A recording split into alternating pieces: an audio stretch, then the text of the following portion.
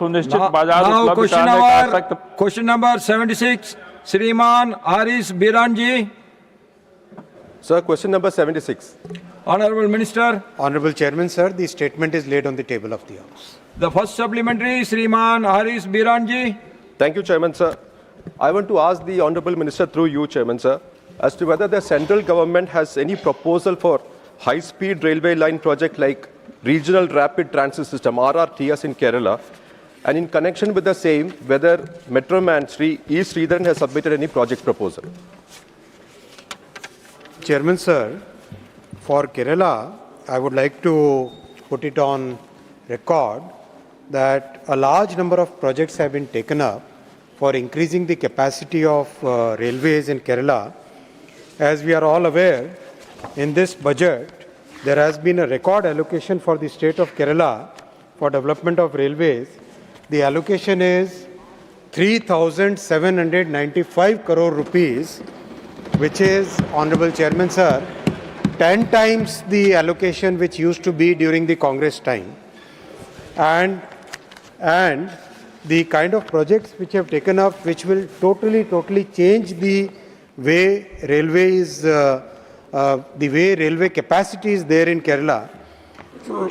Straight, if we go from north to south, from Mangaluru to Shornur, third and fourth line project, already the DPR is in progress, LIDAR survey has been completed, alignment is under finalization.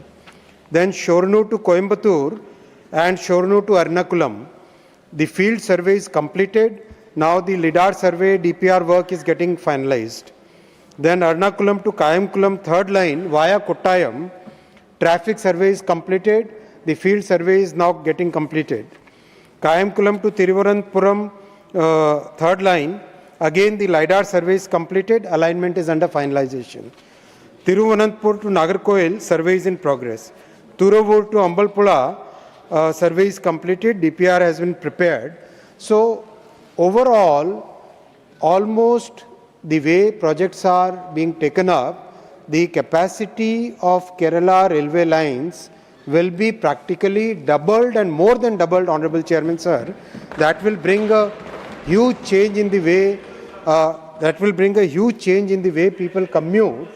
And the previous project, the Silver Line project, which was proposed by the state government, that project had huge environmental impacts, and that project, I think that was not even feasible, but still, if the state government wants, then we can reconsider that if the high-speed train, it all depends upon the state government, Honorable Chairman, sir. I also would like to request through you and through Honorable MPs that the state, through Honorable Chair and through Honorable MPs, that the state government should support the central government in getting the railway projects expedited. The land acquisition is such a serious problem and the kind of support is so less, just about 14% of the land has been acquired. How will we develop the projects? How will we develop the railway lines if the state does not support? So Correct. at least that kind of support What he says is correct. That kind of support is required, Honorable Chairman, sir. You don't put the blame on the government. You also help him to do the things. Second supplementary, Shriman Haris Biranji. Thank you, Chairman, sir. Sir, my specific question was on Thiru railway station.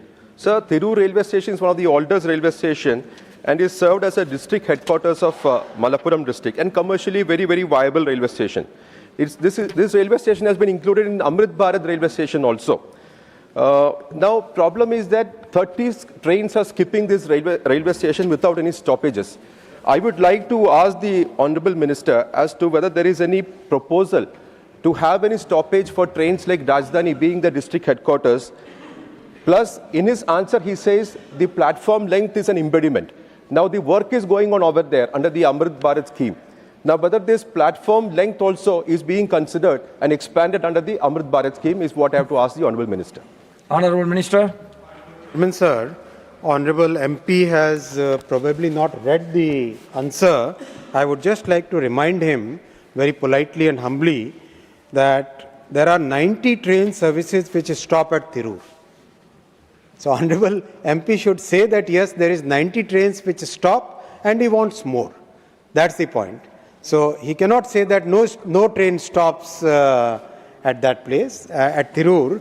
And yes, of course, I've given a complete list of all the trains which actually stop at Tirur. And if there is any other request, Honorable MP can always meet me. We are very open-minded. Our Prime Minister, Shri Narendra Modi ji, always tells us that first focus on people's problems and solve them with an open mind. And that is the approach that all of us take. His team, all of us try to be open-minded and try to solve. Regarding the Tirur railway station, yes, increasing the platform length, making the platforms of standard high-level height, making sure that the platform covers are proper, making sure that a 12-meter FOB so that people get enough space to cross from one platform to another, then making sure that both sides of the station are covered. All those are part of the Amrit Bharat station scheme. And very happy to share with you, Honorable Chairman, sir, that by now we have completed about 170 stations have been already completed out of the 1,300 stations that we have taken up. And the progress is very fast. I also want to share with you, Honorable Chairman, sir, and through you with the honorable members, that unlike in the many other countries where whenever a station is redeveloped, in the other countries, mostly when the station is redeveloped, they stop all traffic. We in our country cannot stop the traffic because people are so dependent on railways. So we are doing the work while the traffic is on, while the trains are being operated. So that's why everything has to be done with a lot of care, a lot of focus on safety. So I'll request honorable members also to please support and cooperate in that journey. It's a major transformation of railways which is happening under Prime Minister Shri Narendra Modi ji's vision and his leadership. So we must, all of us, try and support and please bring the right facts that yes, 90 trains are stopping. If there are more, we can always sit together and solve. Third supplementary, Shriman Ghulam Ali ji. शुक्रिया chairman साहब, आपने मुझे supplementary उठाने का मौका दिया। हम जम्मू कश्मीर से आते हैं सर। कश्मीर के लोगों ने ख्वाब देखा था कि कभी हम भी ट्रेन पे सवारी करेंगे, लेकिन मैं प्रधानमंत्री जी को, मोदी जी को और रेलवे मिनिस्टर को जम्मू कश्मीर की खासकर अवाम की तरफ से मुबारकबाद देता हूं कि उन्होंने आज जो 6 महीने कट ऑफ रहता था, आज बर्फ़ के बीच में आपने आपके माध्यम से मैं बताना चाहूँगा कि विजुअल्स जो देखे हैं पूरी दुनिया ने कि कश्मीर के लोग कितने खुश हैं, हम बहुत। और इसके साथ मैंने एक मिनिस्टर साहब को एक क्वेश्चन किया था कि रजौरी पुंछ जो बॉर्डर बेल्ट है उसके लिए भी कभी ट्रेन आप बसाएंगे, कभी ट्रेन लाइन या रजौरी बॉर्डर बेल्ट जो कि हमारा सिक्योरिटी फोर्सेस को वहाँ के जो एरियाज़ हैं कट रहते हैं जब बर्फ़बारी होती है। अभी मैं भी वहाँ गया, लेकिन अभी ही पिछले दिन उन्होंने 1-2 दिन पहले अनाउंस किया। हम इसके लिए भी बहुत रजौरी पुंछ के अवाम की तरफ से शुक्रिया करते हैं। मेरा क्वेश्चन ये है सर कि क्या कश्मीर जो दुनिया की एक खूबसूरत जगह है और जम्मू भी एक सिटी ऑफ टेम्पल्स कहा जाता है, उसमें कभी मेट्रो बनाने का कोई प्रोग्राम है, कोई ऐसा प्रोजेक्ट्स है? तो मैंने वैसे क्वेश्चन भी किया था पिछली बार, तो मिनिस्टर साहब से गुजारिश है कि क्या वो बताएंगे। Thank you. Honourable minister. माननीय सभापति महोदय, माननीय सांसद जी ने मेट्रो से संबंधित प्रश्न पूछा है। मेट्रो का काम मेरे वरिष्ठ साथी श्री मनोहर लाल खट्टर जी देखते हैं। मैं उनका प्रश्न जरूर उनके पास पहुंचाऊंगा, लेकिन मैं साथ ही साथ माननीय सांसद जी को, माननीय श्री गुलाम अली साहब को धन्यवाद देना चाहूँगा कि आपने एक बहुत बड़ा मुद्दा मेरे साथ उठाया था कि जो बारामुल्ला वाली लाइन है, श्रीनगर से बारामुल्ला की लाइन से कनेक्ट होते हुए 2-3 प्रोजेक्ट्स की पहले एक प्रस्ताव आया था। उन प्रोजेक्ट्स पे सर्वे चालू हुआ था, पहलगाम के लिए था, 2 प्रोजेक्ट और थे। और उसमें जो एप्पल के ऑर्चर्ड्स पे जो इम्पैक्ट पड़ रहा था और किसानों और जो एप्पल के फार्मर्स हैं उनकी तरफ से जो एक तरीके से सबकी इच्छा थी कि रेलवे मेन लाइन को ही बनाए रखें और इसके स्पर्स न बनाएं, तो मैं जनाब गुलाम अली जी को धन्यवाद देना चाहूँगा रिकॉर्ड पे यहाँ पर कि आपने जो विषय मेरे पास लेके आए थे उसके बाद में किसानों की बात भी सुनी गई, सबके रिप्रेजेंटेशन लिए गए और सबकी बात सुनने के बाद में ये तय किया गया कि बारामुल्ला से श्रीनगर की लाइन को और स्ट्रेंथन करेंगे और जो 2 और 3 स्पर्स बनाने थे, जो वहाँ से कनेक्टिंग 2-3 स्पर्स पहलगाम वगैरह के लिए बनाने थे, उसको शेल्व कर दिया गया है, उसको आगे और नहीं बढ़ा रहे हैं, तो आपको धन्यवाद। और रजौरी पूंछ की लाइन के लिए बहुत तेज़ी से आगे सर्वे का काम भी चल रहा है, जिससे कि पूरा बॉर्डर एरिया जो है वो सारा कनेक्ट हो जाए। और साथ ही साथ आप सबने माननीय सभापति महोदय देखा ही है कि किस तरह से रेलवे लाइफलाइन बन चुकी है। और एक विषय जो बार बार कई फोरम में उठाया जाता है कि जो हाई ऑल्टीट्यूड पे ट्रेन्स का ऑपरेशन होता है उसका डिज़ाइन बहुत स्पेशल डिज़ाइन होता है। हाई ऑल्टीट्यूड पे प्रेशर कम होता है और जैसा हमने बर्फ़ के इस पूरे सीज़न में देखा, कंप्लीट जो ट्रेन के अंदर जितना भी लिक्विड का फ्लो होता है, कई तरह की मूवमेंट में, इंजन के मूवमेंट में, इलेक्ट्रिसिटी के मूवमेंट, उसमें कई चीज़ों में जहाँ लिक्विड का फ्लो होता है उसके लिए बहुत स्पेशल डिज़ाइन का अंदर डिज़ाइन होती है जो कि नॉर्मल ऑल्टीट्यूड से बहुत डिफरेंट है। इसीलिए ज़्यादातर देशों में हाई ऑल्टीट्यूड के लिए अलग से ट्रेन्स रहती है, लो ऑल्टीट्यूड से आने के बाद में चेंज करते हैं। तो वो भी मैं आपके माध्यम से आज क्लैरिफाई करना चाहूँगा कि स्पेशल डिज़ाइन जो निर्णय लिया गया था वो निर्णय इस बर्फ़ के सीज़न में एकदम सही सिद्ध हुआ है कि स्पेशल डिज़ाइन ही रखनी चाहिए। नॉर्मल ट्रेन्स को वहाँ ले जाने से टेक्निकल प्रॉब्लम आती, तो वो भी एक सही सिद्ध हुआ। वो भी मैं आपके माध्यम से कश्मीर की सभी आवाम को बताना चाहूँगा। डॉक्टर जॉन ब्रिटास अवर्गल। Sir, thank you very much, sir. Sir, I want your indulgence so that we get clarity on whole gamut of issues, sir. And I don't want the media in Kerala to report him in a wrong way. Sir, I always considered him in high esteem. He's very able and efficient. When it comes to Kerala, his efficiency is in being clever and evasive. Sir, having said that, my specific question, Sri E. Sridharan has opened an office in Malappuram district for a high-speed railway project in Kerala. Has he done it as per his direction? Is he going to allow this high-speed project? Or, as he indicated, is the Ministry of Railways is going to reciprocate this Silver Line railway project which he has been sitting over for so many years? Specific questions. Whatever may be your question, he is capable of answering it. Let him answer. Sir, the Honorable Member Shri John Brittas is a very vocal, very erudite and highly knowledgeable member. And the good thing about him is that every aspect of a question, of an issue, he will find the absolutely opposite side and put it in a totally wrong way. And because of his good English, No, I will protect you, but you also help him. So land acquisition has to be done only by the state government. You are there in power for the past 5 years almost. Then you should help him. and because of his good oral, because of his journalistic background, he is able to put things in a totally wrong perspective. And No. You should take it very I'm giving gently. very He is specific. He is going to give you the answer. Don't worry. He will give you. Yes, you are rounding, so he is rounding. Answer. Sir, honorable member has raised a point about Dr. Sridharan Saab, one of those persons for whom the entire country has huge respect.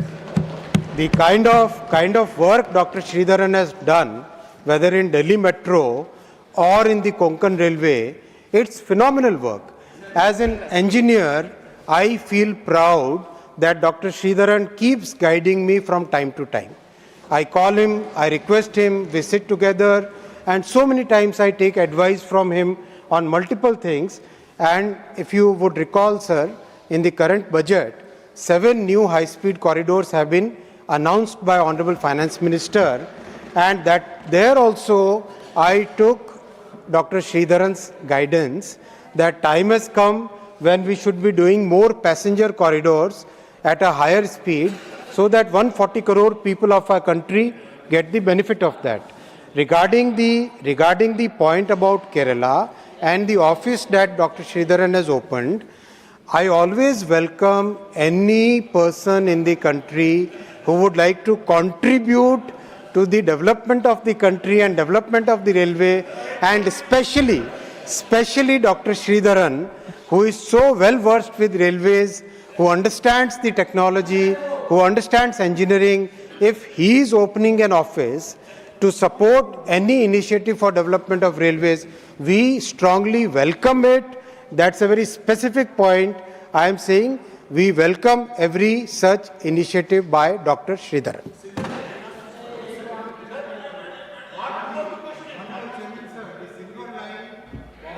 Court of the state government. Very clearly I am saying, the ball is in the court of the state government. Let the state government start the land acquisition. I'll give one more example, sir. Yes. I'll give one more example, sir. Sir, kindly give me just one more minute, sir. Angamali Sabrimala railway line. Angamali Sabrimala railway line. Honorable Chairman, sir, we pursued the Honorable Chief Minister so many times, the state government so many times. Finally, because of our persuasion, the Chief Minister has started the land acquisition, maybe only because of the elections, upcoming elections. I don't know whether Honorable Chairman, sir, I don't know what is the agreement between Honorable Chairman, sir. I don't know what is the agreement. That will apply to both sides. That you mind it, please. Honorable Chairman, sir, I don't know what is the agreement between two sides, the big players in Kerala, the Congress and the left. I hope that the Angamali Sabrimala land acquisition continues beyond the election also. And BJP government, NDA government, when it comes to government in Kerala, we will make sure that the project goes ahead. So, fifth supplementary, Sri Satnam Singh Sandhu ji. Sir मैं सबसे पहले माननीय मंत्री जी का धन्यवाद करना चाहूँगा कि रेलवे इंफ्रास्ट्रक्चर डेवलपमेंट के लिए पंजाब को इन्होंने टॉप प्रायोरिटी पे रखा है। हमारे पंजाब में नई रेल लाइंस भी बन रही हैं, हमारे रेलवे स्टेशन भी अपग्रेड हो रहे हैं, और मुझे बताते हुए खुशी हो रही है कि हमारे पंजाबी बहुत सारे एनआरआई जब आते हैं वो कंपेयर करते हैं कि आपका विकसित भारत कैसा लग रहा है। तो आज कंपेयर करके उनको लग रहा है कि हमारा विकसित भारत बाकी डेवलप्ड कंट्री से बेटर बन रहा है। मैं रेलवे इंफ्रास्ट्रक्चर के कॉन्टेक्स्ट में बात कर रहा हूँ, और ख़ास करके जब चंडीगढ़ हमारा रेलवे स्टेशन देखते हैं तो मैं पीछे जापान गया था सर, जापान से बेटर चंडीगढ़ का हमारा रेलवे स्टेशन बन रहा है, और इसके लिए मैं सरकार का धन्यवाद करना चाहूँगा। सर हमारा सुझाव भी है और मेरा सवाल भी है कि पंजाब में सबसे लंबा बॉर्डर है 550 किलोमीटर से भी ज़्यादा। गुरदासपुर, फिरोजपुर, फाजिलका, इन डिस्ट्रिक्ट से बहुत सारे हमारे डिफेंस के पर्सनल और बॉर्डर एरिया के जो लोग हैं उनको देश के साथ जोड़ने के लिए क्या बॉर्डर एरिया एक्सप्रेस चलाने का कोई योजना हो सकता है, या वहाँ से ट्रेन की मोबिलिटी बढ़ाई जा सकती है? ये मेरा सवाल है। बहुत बहुत धन्यवाद। Honourable minister. माननीय सभापति महोदय, पहले तो मैं ये आपके समक्ष, आपके माध्यम से देश के समक्ष रखना चाहूँगा कि माननीय प्रधानमंत्री जी ने, श्री नरेंद्र मोदी जी ने पंजाब के लिए इस बार रिकॉर्ड बजट एलोकेट किया है 5,673 करोड़ रुपए का, 5,673 करोड़ रुपए का।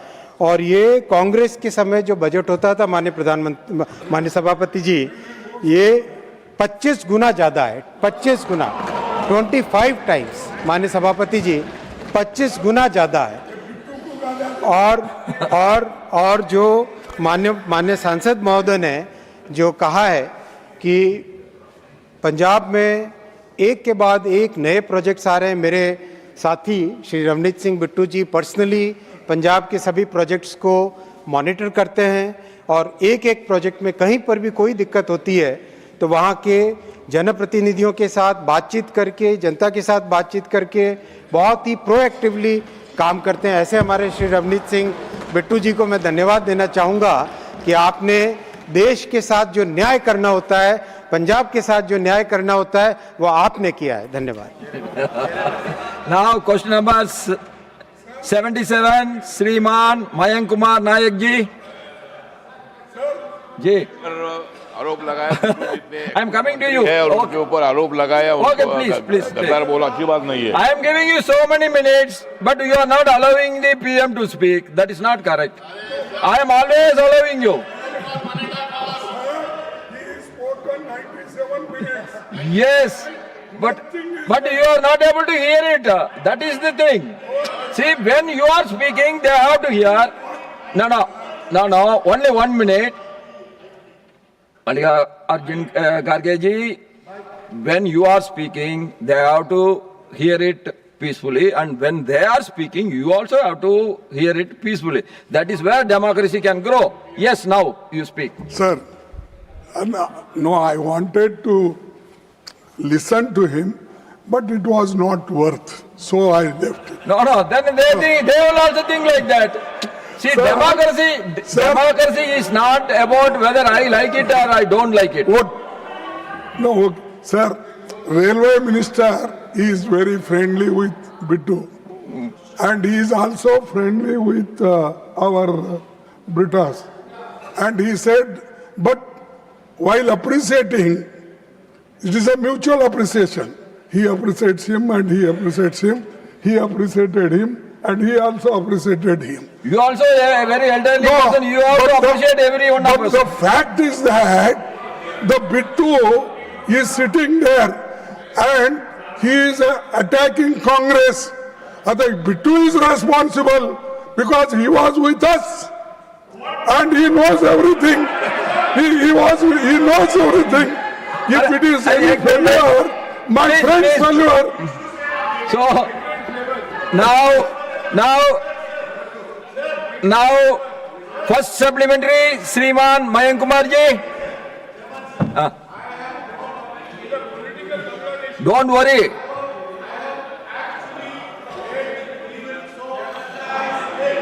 See, Beta ji.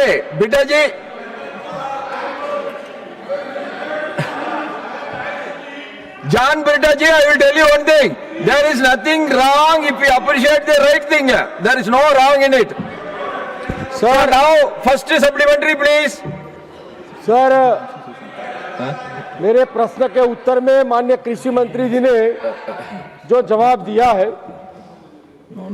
इस देश की सरकार माननीय प्रधानमंत्री नरेंद्र भाई मोदी जी के नेतृत्व में और कृषि मंत्री आदरणीय शिवराज सिंह जी के नेतृत्व में किसानों का कल्याण कैसे हो वैसे कार्य कर रही है।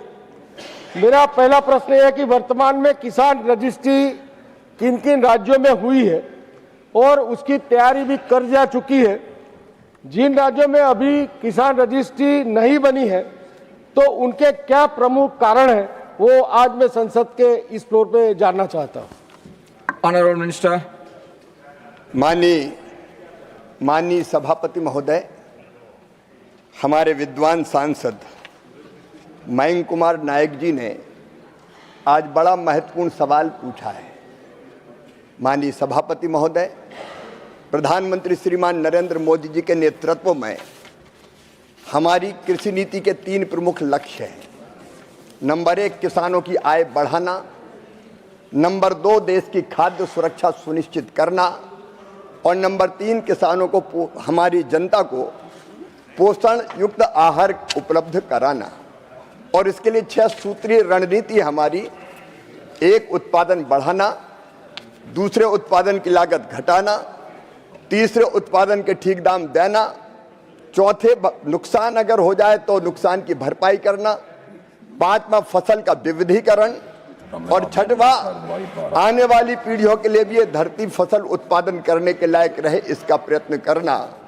और इसके लिए प्रधानमंत्री जी के नेतृत्व में हम टेक्नोलॉजी का भरपूर प्रयोग कर रहे हैं। माननीय सभापति महोदय, जब उधर की सरकार थी तो उनके कार्यकाल में डिजिटल कृषि का कभी ठोस उपयोग नहीं हुआ, लेकिन सभापति महोदय, किसान अन्नदाता है, अन्नदाता मतलब जीवनदाता, और जीवनदाता भगवान के बराबर होता है। किसानों की सेवा हमारे लिए भगवान की पूजा है, और इसलिए किसान की हालत बदलने के लिए हमने कृषि के लिए डिजिटल पब्लिक इंफ्रास्ट्रक्चर के निर्माण की घोषणा की है। जब उधर की सरकार थी तब केवल कागजों पर काम होता था। मोदी जी के नेतृत्व में तो डिजिटली किसानों की स्थिति बदलने के युद्ध स्तर पर काम किए जा रहे हैं, और इसलिए हमने किसान रजिस्ट्री बनाने का फैसला किया। और किसान रजिस्ट्री में मुख्य रूप से हम फार्मर आईडी बनाने का काम कर रहे हैं। अब हर एक किसान का भारत के एक अलग पहचान होगी। माननीय सभापति महोदय, उसके पास जितनी जमीन है उस जमीन का विवरण, जमीन में बोई गई फसलों का विवरण, उसके पास जो पशुधन है उसका विवरण, उसके परिवार में जितने सदस्य हैं उनका विवरण, ये सारी जानकारी रहेगी। और जैसा माननीय मयंक कुमार नायक जी पूछ रहे थे, अब तक देश के 19 राज्यों में किसान रजिस्ट्री तैयार करने की प्रक्रिया प्रगति पर है। और मुझे बताते हुए प्रसन्नता है, अब तक 8 करोड़ 47 लाख से अधिक किसानों की आईडी बनाई जा चुकी है। किसान रजिस्ट्री के लिए भूमि रिकॉर्ड का डिजिटल होना जरूरी है। राज्यों में भूमि को रिकॉर्ड को डिजिटल करने का काम लगातार चल रहा है। 19 राज्य है जिनमें किसान आईडी बन रही है। आंध्र प्रदेश, असम, बिहार, छत्तीसगढ़, गुजरात, हरियाणा, हिमाचल प्रदेश, कर्नाटक, केरला, मध्य प्रदेश, महाराष्ट्र, उड़ीसा, पंजाब, राजस्थान, तमिलनाडु, तेलंगाना, त्रिपुरा, उत्तर प्रदेश, उत्तराखंड, इनमें काम जारी है। ये 3 राज्य गोवा, सिक्किम, जम्मू कश्मीर, इनमें किसान रजिस्ट्री का काम हम शुरू करने जा रहे हैं। माननीय सभापति महोदय, अंडमान निकोबार, अरुणाचल प्रदेश, मिजोरम, मेघालय, नागालैंड, पुडुचेरी, मणिपुर, लक्षद्वीप, लद्दाख और झारखंड, इन राज्यों में अभी लैंड रिकॉर्ड्स नहीं है, लेकिन हम गंभीर है।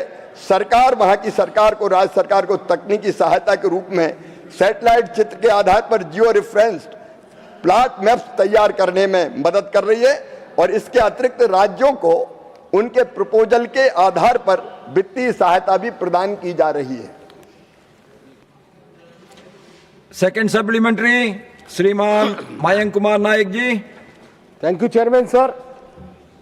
माननीय प्रधानमंत्री जी, किसान सम्मान निधि के माध्यम से देश के सभी किसानों को साल में 6,000 रुपया ट्रांसफर करते हैं। अभी ये युग टेक्नोलॉजी का युग है, और टेक्नोलॉजी कृषि क्षेत्र में भी लगनी चाहिए। क्या सरकार ने फसल उत्पादकता, सततता और किसानों की आजीविका में सुधार लाने के लिए तथा कृषि क्षेत्र की विभिन्न चुनौतियां का समाधान करने के लिए आर्टिफिशियल इंटेलिजेंस AI की विधियों का उपयोग शुरू किया है क्या?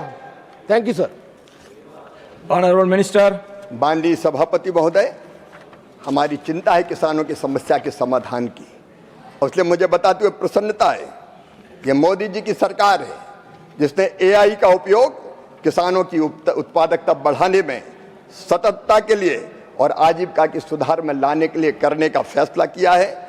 और इसके लिए माननीय अध्यक्ष महोदय, हमने एक नहीं अनेकों योजनाएं बनाई है। एक है हमारी किसान ई मित्र, और किसान ई मित्र ये आवाज आधारित AI चैटबॉट है। माननीय सभापति महोदय, PM किसान सम्मान निधि हो, फसल बीमा योजना हो, किसान क्रेडिट कार्ड से जुड़ी समस्याएं हो, किसान अपने सवाल इस चैटबॉट के माध्यम से पूछता है और उसको तत्काल जवाब मिलता है। और ये केवल हिंदी और अंग्रेजी में नहीं है।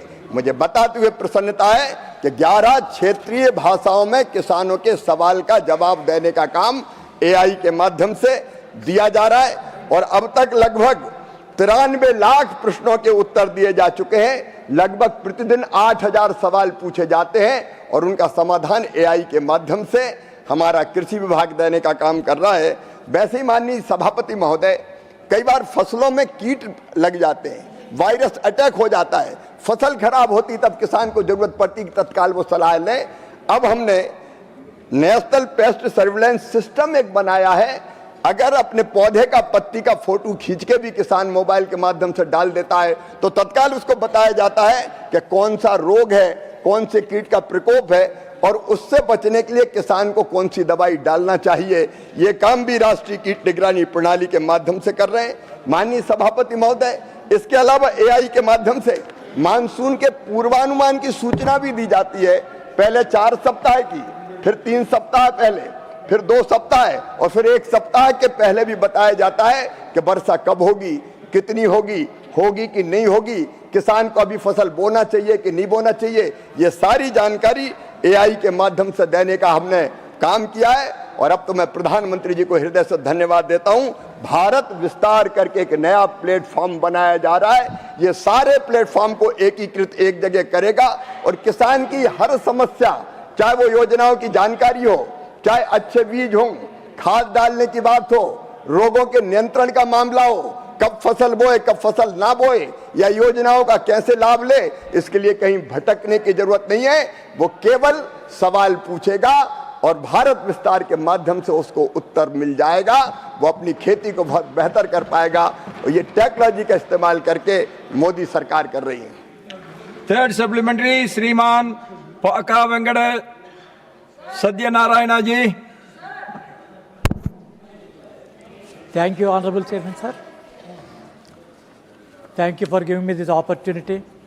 As the nation has witnessed the importance of agriculture at the very crucial time of the COVID juncture, I would like to know through you from the concerned minister that how the government through the digital agricultural mission encouraging or proposing to encourage the farming among the youth as either entrepreneurial or profitable activity. In what ways will be the digital agricultural mission enable the government agencies to deliver its service more effectively and efficiently to the farmers? Honorable Minister. माननीय सभापति महोदय, data एक ताकत है। Technology और data आज के युग में एक बड़ी ताकत है और मुझे कहते हुए प्रसन्नता है, डिजिटल एग्रीकल्चर मिशन के माध्यम से युवा पीढ़ी कैसे नवाचार इनोवेशन करे, कैसे उद्यमता के क्षेत्र में तेजी से आगे बढ़े, मुझे बताते हुए प्रसन्नता है। खेती के क्षेत्र में कई युवा नित्य नए प्रयोग कर रहे हैं, खेती में भी प्रयोग कर रहे हैं, हॉर्टिकल्चर में अलग प्रयोग कर रहे हैं। उनके दिमाग में जो उनका जो टैलेंट है उसका इस्तेमाल करके स्टार्टअप कल्चर लेके आ रहे हैं और इसलिए कृषि में नवाचार हो, स्टार्टअप्स आए, नौजवान अपने टैलेंट का इस्तेमाल करके उत्पादन बढ़ाएं। इसके लिए माननीय सभापति महोदय उनको एग्रीस्टेक का लाभ उठाकर वो अनेकों तरह की जानकारियां प्राप्त कर सकते हैं। इनाम पोर्टल के माध्यम से किसानों को नया बाजार तलाशने में मदद कर सकते हैं, उत्पादन में विविधता लाने के प्रयास कर सकते हैं, किसानों को बेहतर मूल्य कैसे मिल सकता है इसमें वो जानकारियां जुटा सकते हैं, आय कैसे बढ़े, कौन सी खेती करें, वो वैल्यू एडिशन कैसे हो इसमें वो मदद कर सकते हैं। युवा स्टार्टअप्स और इनोवेटर्स और अन्य एजेंसी एग्रीस्टेक के डाटा का उपयोग किसानों के लिए उनके उत्पादों के बेहतर समाधान के लिए कर सकते हैं, बेहतर सेवाओं के विकास के लिए कर सकते हैं और इसके अलावा जीआईएस मैपिंग से संबंधित डेटा का लाभ उठाकर नए समाधान तैयार कर सकते हैं जो किसानों और समग्र कृषि के लिए फायदेमंद होगा। डिजिटल क्रॉप सर्वे करने में, युवा कृषि सखी सर्वेक्षण करने में और राज्यों की नीति के अनुसार योगदान करके अपनी आय बढ़ाने में और आय और बेहतर करने में इसका उपयोग कर सकते हैं। फोर्थ सप्लीमेंट्री श्रीमान मस्तान राव यादव बीड़ा जी। Sir, thank you for giving me the opportunity to raise the supplementary question. Next. Sir, while digital agriculture initiatives such as AgriStack and Digital Crop Survey are intended to improve service delivery to farmers, timely settlement of crop insurance claims remains critical, especially for crops with short production cycles of 3 months or less. Delays in assessment and payout can significantly affect farmers' liquidity and their ability to reinvest in the next crop cycle, sir. In this context, I would like to ask the Honorable Minister through you, sir, whether these digital agriculture platforms are being leveraged to fast-track crop loss assessment and insurance claim processing, and what measures are being taken to ensure time-bound settlement for short-duration crops, sir. Thank you, sir. Honorable Minister. माननीय सभापति महोदय, बहुत महत्वपूर्ण सवाल पूछा है। प्रधानमंत्री फसल बीमा योजना जिन किसानों की फसलें तबाह और बर्बाद हो जाती है उनके लिए वरदान है, और मुझे बताते हुए खुशी है कि करोड़ों किसानों ने फसल बीमा योजना का लाभ उठाया है। आपने बिल्कुल सही कहा, निश्चित समय सीमा के अंदर किसानों को फसल बीमा में के अंतर्गत फायदा मिलना चाहिए अगर फसल का नुकसान हुआ है। और इसके लिए माननीय अध्यक्ष महोदय, मैं आपको बताना चाहूँगा, हमने 2,90,00,000 किसान आईडी को राष्ट्रीय फसल बीमा पोर्टल से जोड़ने का काम किया है। किसान आईडी के माध्यम से माननीय अध्यक्ष महोदय, मैं केवल एक उदाहरण देना चाहूँगा। महाराष्ट्र सरकार का फसलों का नुकसान हुआ, व्यापक नुकसान हुआ असमय बारिश के कारण। 89 लाख किसानों को, 89 लाख किसानों की फसल की क्षति का आकलन सैटेलाइट आधारित रिमोट सेंसिंग के माध्यम से 5 दिन के अंदर करके 89 लाख किसानों के खाते में 14 करोड़ रुपए सीधे ट्रांसफर करने का चमत्कार इसी के कारण संभव हुआ।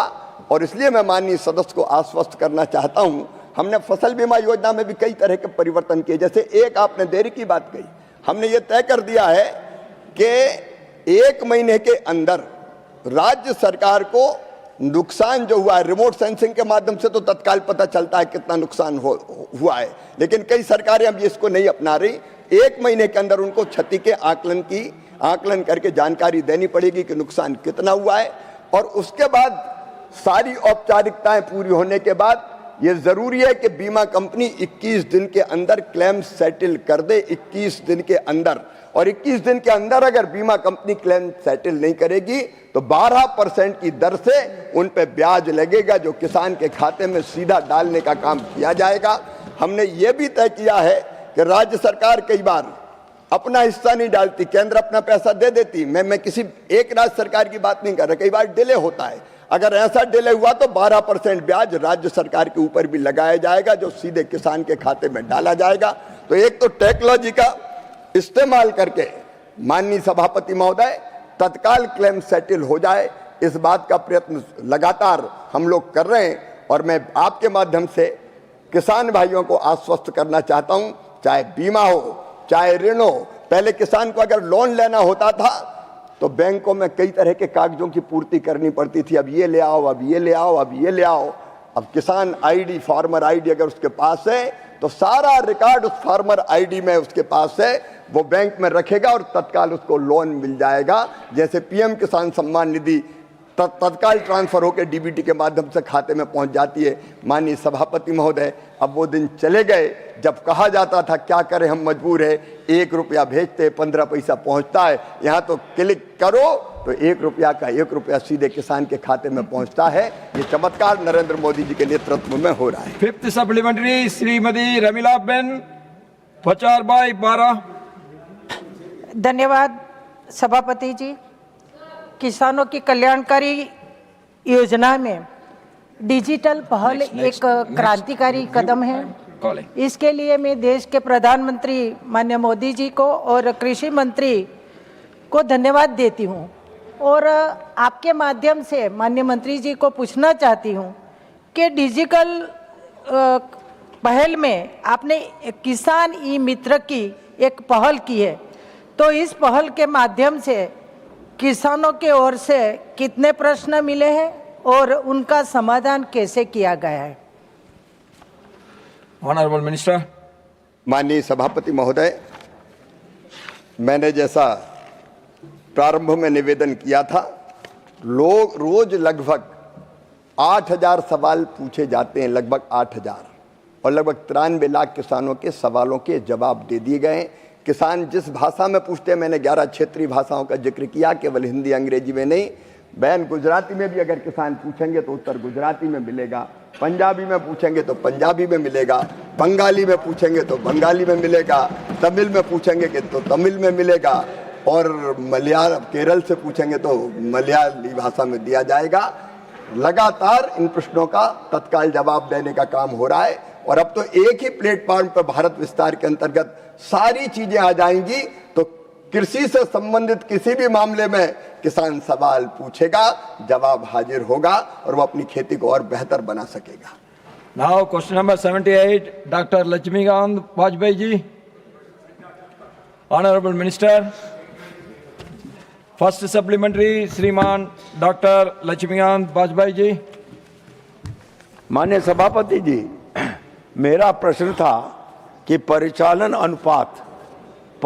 अनुपात से वित्तीय मापदंड का पता लगता है रेलवे का।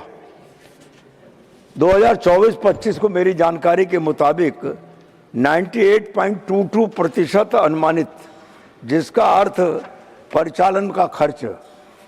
तो ये अनुपात जितना कम होगा रेलवे के लिए उतना बेहतर माना जाएगा। मैं माननीय मंत्री से ये जानना चाहता हूँ कि ये परिचालन अनुपात इतना अधिक होने के क्या कारण है, और इसमें सरकार ने पिछले कुछ वर्षों में क्या प्रयत्न किए और भविष्य में क्या प्रयत्न करेंगे। साथ ही साथ रेलवे का बेरोजगारी दूर करने में या लोगों को नौकरी देने के मामले में क्या परिस्थिति है, मैं माननीय मंत्री से आपके माध्यम से जानना चाहता हूँ। डॉक्टर अशोक कुमार मित्तल। हमारे वरिष्ठ सांसद और हम सबके बहुत ही रिस्पेक्टेड डॉक्टर लक्ष्मीकांत वाजपेयी जी ने बहुत ही इम्पोर्टेंट क्वेश्चन पूछा है, बहुत ही महत्वपूर्ण प्रश्न पूछा है कि रेलवे की फाइनेंशियल पोजीशन कैसी है। मैं आपके माध्यम से माननीय सांसद जी को बताना चाहूँगा कि जो पिछले 10 वर्षों में बहुत ही कंसर्टेड तरीके से जो एफर्ट्स हुए हैं, और माननीय श्री पीयूष गोयल जी यहाँ पे बैठे हैं, जितना आपने एक बहुत ही सिस्टमेटिक तरीके से रेलवे का फ्रेट को बढ़ाना, पैसेंजर का रेवेन्यू बढ़ाना, कॉस्ट पे कंट्रोल लाना, तो इस तरह से माननीय प्रधानमंत्री जी के नेतृत्व में इन 10 वर्षों में रेलवे की फाइनेंशियल हेल्थ में बहुत सुधार आया है। ओवरऑल अगर हम सिचुएशन देखें, रेलवे की करीब स्टाफ की कॉस्ट है 1,18,000 करोड़ के आसपास की टोटल स्टाफ की कॉस्ट है। पेंशनर्स करीब 18 लाख पेंशनर्स हैं, 12 लाख के आसपास करीब एम्प्लॉयज़ हैं और 18 लाख के आसपास पेंशनर्स हैं। पेंशन की कॉस्ट करीब 65,000 करोड़ है, 65,000 करोड़ है। एनर्जी की कॉस्ट करीब 32,000 करोड़ है, और फाइनेंसिंग की कॉस्ट करीब 23,000 करोड़ है। ये जो बड़े खर्चे हैं, 8,000 करोड़ के आसपास मेंटेनेंस की कॉस्ट है। ओवरऑल करीब 2,74,000 करोड़ की टोटल कॉस्ट आती है। अभी जिस तरह के स्टेप्स माननीय पीयूष जी ने लिए थे, उनसे पहले माननीय सुरेश प्रभु जी ने लिए थे, और इन पूरे दशक में जो स्टेप्स लिए गए, उसके कारण रेलवे अपना सारा खर्चा मीट करके एक छोटा सा सरप्लस अभी बना पा रही है। और इसमें जो प्रधानमंत्री जी का बहुत दूरदर्शी निर्णय था, उस निर्णय की भूमिका बहुत बड़ी है। माननीय सभापति जी, जिस तरह से माननीय प्रधानमंत्री जी ने निर्णय लिया कि रेलवे को कंप्लीटली विद्युतीकरण करेंगे, पूरे देश के नेटवर्क का विद्युतीकरण करेंगे, मैं उसका बेनिफिट जो हुआ देश को, एनवायरनमेंट के पॉइंट ऑफ व्यू से तो बेनिफिट हुआ ही हुआ।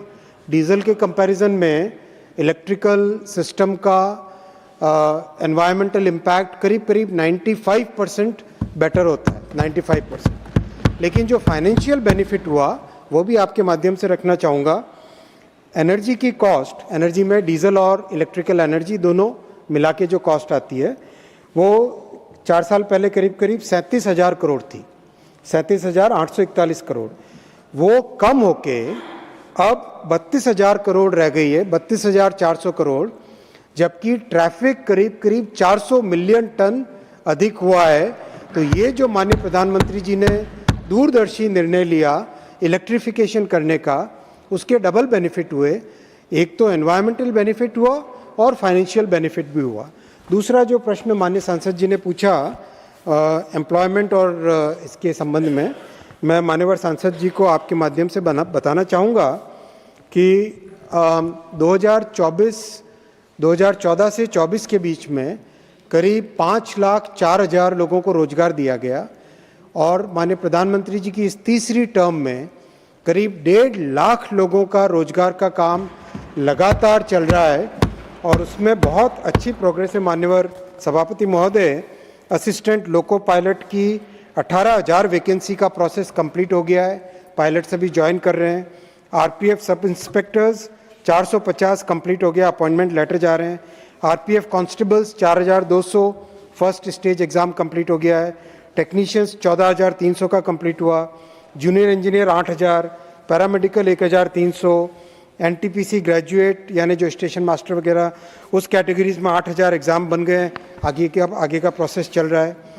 ओवरऑल करीब 2.5 करोड़ एप्लीकेंट्स हैं और 15 भाषाओं में, हर क्षेत्रीय भाषा में, जैसे हमारे वरिष्ठ मंत्री श्री शिवराज सिंह जी ने अभी एग्रीकल्चर में बताया, रेलवे में भी 15 भाषाओं में परीक्षाएं चल रही है। 300 शहरों में हर जगह 3-3 शिफ्ट में एग्ज़ाम्स हो रहे हैं, कई जगह 2 शिफ्ट में, कई जगह सिंगल शिफ्ट में। और माननीय सभापति महोदय, वॉर रूम बना हुआ है। कोई भी एग्ज़ाम सेंटर से छोटी कंप्लेंट भी अगर आती है तो उस पर तुरंत एक्शन लिया जाता है, क्योंकि हमारे युवाओं की जो एस्पिरेशन है कि रेलवे के साथ जुड़ें, उसमें एकदम ट्रांसपेरेंसी के साथ, एकदम पारदर्शिता के साथ माननीय प्रधानमंत्री जी ने जो फाउंडेशन रखी है, जो मार्गदर्शन दिया है, उसी के माध्यम से करीब 1.5 लाख लोगों को और रोजगार दिया जा रहा है। Now second supplementary, Dr. Lakshmikant Bajpai ji.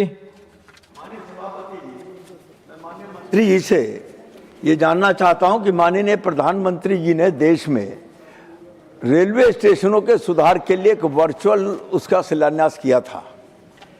Meerut railway station भी उसमें है। रेलवे स्टेशन मेरठ की इस वक्त वर्तमान में क्या स्थिति है सुधार के कार्य में, ये मैं माननीय मंत्री से आपके माध्यम से जानना चाहता हूं। Honourable minister. माननीय सभापति महोदय, मेरठ इतिहास में एक ऐसा स्थान रखता है जो कि हमारे पहले स्वतंत्रता संग्राम से जुड़ा हुआ है, और जिस तरह का मेरठ का इतिहास है उसके हिसाब से स्टेशन बने, इस कल्पना के साथ जब स्टेशन का डिज़ाइन बनाया गया था, पहला जो डिज़ाइन बना वो एक बहुत मॉडर्न तरीके का डिज़ाइन था जिसमें इतिहास को रिफ्लेक्ट नहीं किया जा रहा था।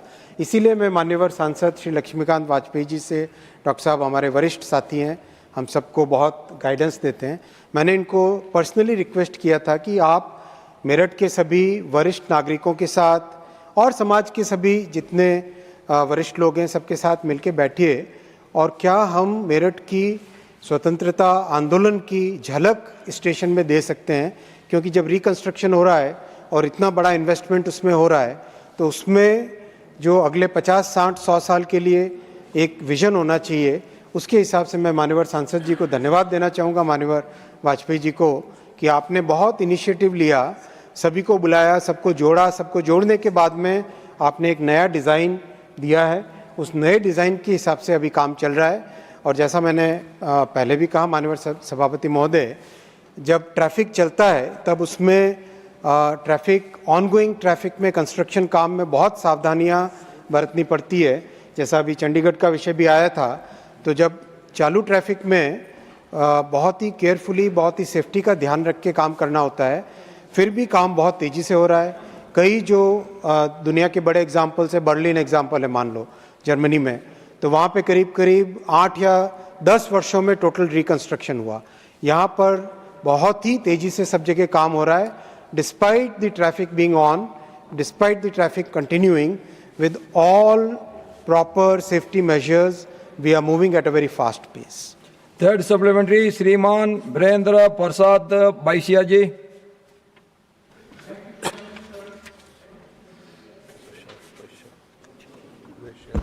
Thank you, Chairman, sir.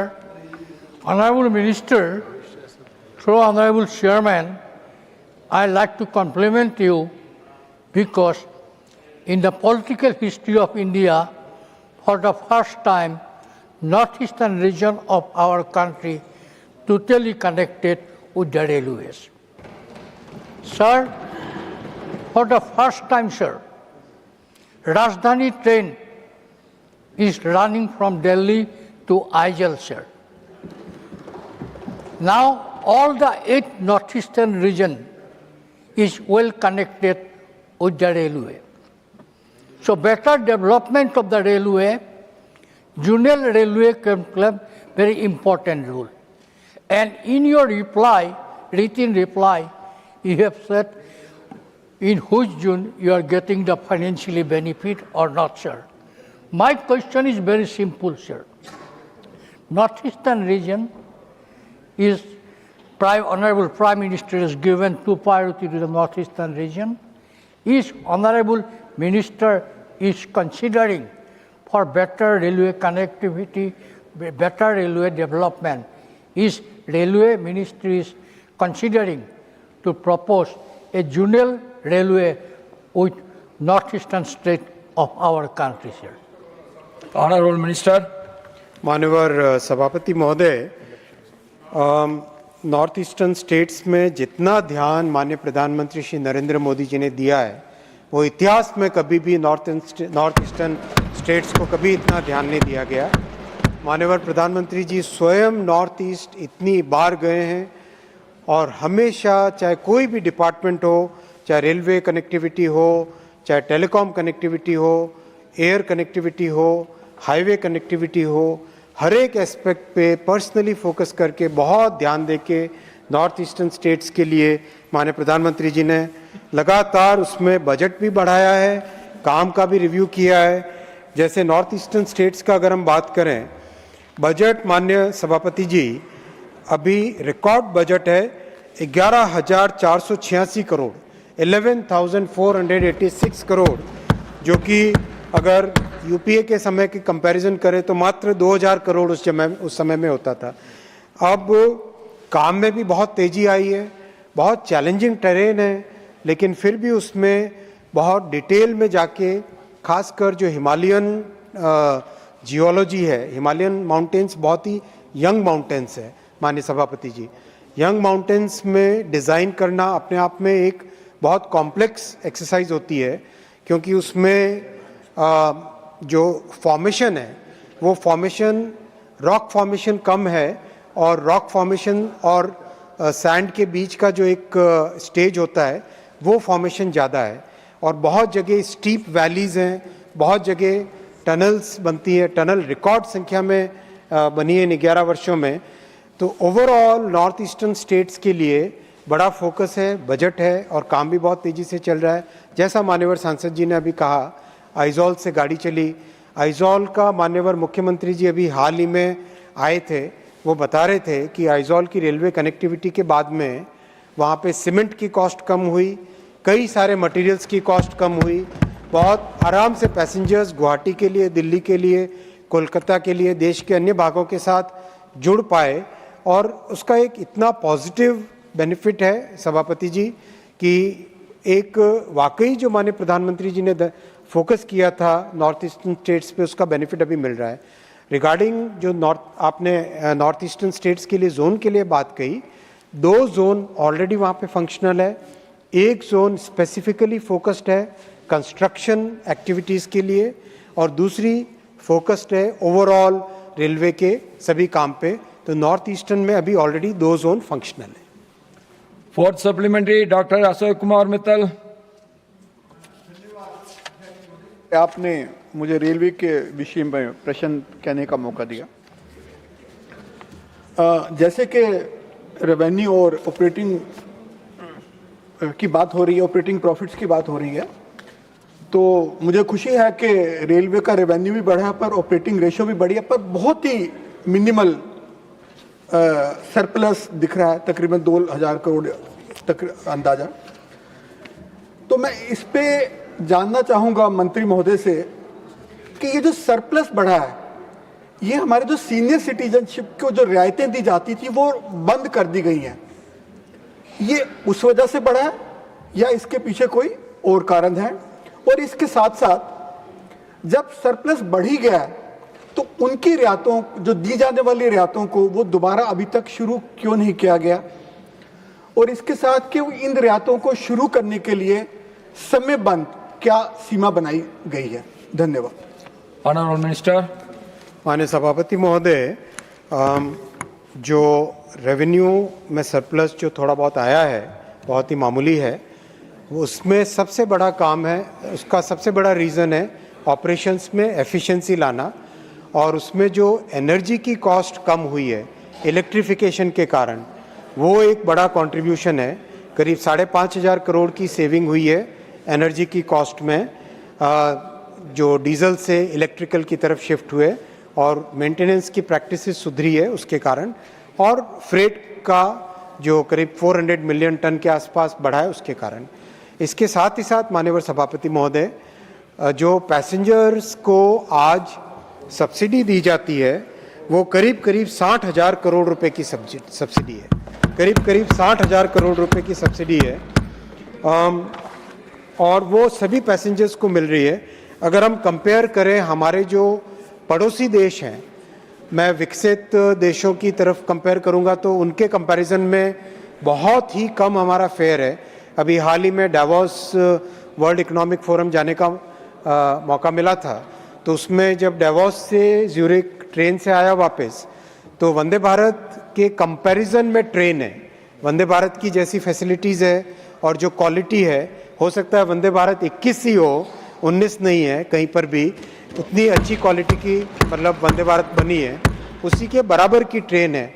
लेकिन माननीय सभापति महोदय, वहाँ पर डावोस से ज्यूरिक का किराया वंदे भारत के किराए से 20 गुना अधिक था, 20 गुना, 20 टाइम्स अधिक था। और अगर पड़ोसी देश हमारे पाकिस्तान और बांग्लादेश से कंपेयर करें, उससे भी कम किराया भारत का है, जबकि फैसिलिटीज़ बहुत अच्छी है। और आज करीब अगर 100 रुपये कॉस्ट आती है यात्रियों के ट्रैवल करने की, तो उसमें टिकट मात्र 55 रुपये का लिया जाता है। 45% की सब्सिडी, 45% का कंसेशन, 45% की छूट आज भी सभी पैसेंजर्स को दी जा रही है। फिफ्थ सप्लीमेंट्री श्रीमान ये रहीम जी। Thank you, sir. Sir, I am asking this question for very common passengers, sir. Sir, Honorable Minister Ashwini Vaishnav ji stated in the Lok Sabha on 11th December 2024 that a fee is deducted from passengers even if their reserved tickets are cancelled automatically after chart preparation. Sir, this is causing an unnecessary financial burden on passengers. My question is specific. How much revenue has Indian Railways earned through such deductions in the last 5 years, and whether the government is ready to revoke them? Honorable Minister. Honorable Chairman, sir, the transportation sector, it's very important that it tries to, because it caters to a large number of people, and especially the middle class families and the low income families. We want to make sure that every berth, every seat which is available should be fairly distributed, should be available to as many people as possible, so that everybody gets a chance to travel at a very affordable price, which is what Indian Railway offers.